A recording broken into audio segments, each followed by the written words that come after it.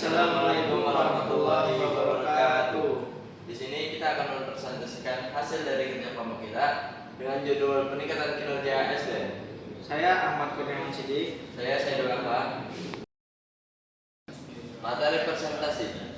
Yang pertama ada pengertian peningkatan kinerja SDM. Yang kedua ada faktor yang mempengaruhi peningkatan kinerja. Yang ketiga ada strategi peningkatan kinerja. Yang keempat implementasi langkah nyata. Yang kelima manfaat peningkatan kinerja. Dan yang terakhir ada kesimpulan. Apa itu peningkatan kinerja SDM? Peningkatan kinerja SDM adalah proses sistematis untuk memperbaiki dan mengembangkan kemampuan, motivasi, serta hasil kerja karyawan agar mereka bisa bekerja lebih efektif, efisien, dan produktif sesuai dengan tujuan organisasi.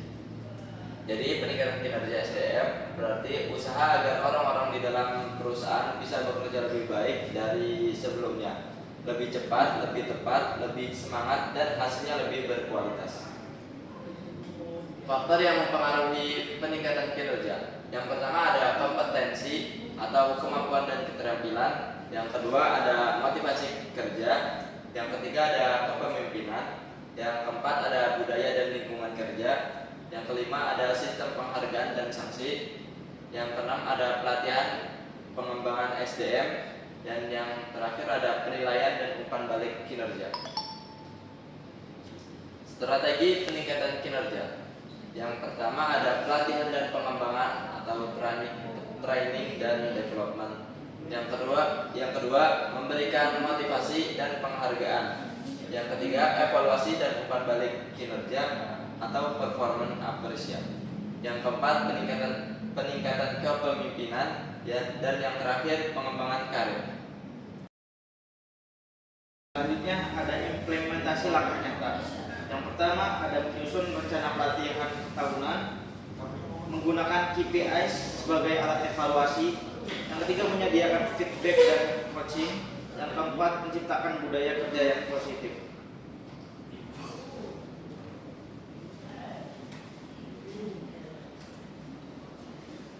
Selanjutnya ada manfaat peningkatan kinerja SDM. Ada yang bagi individu. Poin pertama pengembangan diri, peluang karir lebih baik, kepuasan kinerja meningkat. Bagi perusahaan, poin pertama ada produktivitas meningkat, efisiensi karyawan, dan daya saing perusahaan meningkat. Bagi konsumen, poin pertama kualitas produk dan layanan lebih baik, pelayanan lebih cepat dan responsif. Yang terakhir kepercayaan dan loyalitas meningkat. Kesimpulan dari tema ini adalah peningkatan kinerja SDM bukan sekedar kebutuhan, tetapi kunci utama bagi kemajuan organisasi di era persaingan yang lebih ketat.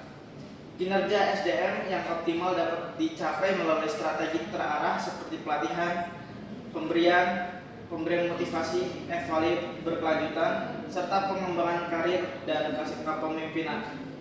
Implementasi langkah nyata seperti rencana pelatihan, penggunaan KPI, feedback, dan budaya kerja positif akan membawa manfaat besar, mulai dari produktivitas dan daya saing perusahaan, peningkatan kualitas layanan bagi konsumen, hingga pengembangan diri dan kepuasan individu.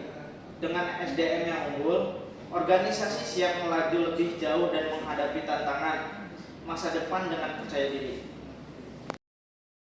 Cukup sekian presentasi dari kelompok kami. Wassalamualaikum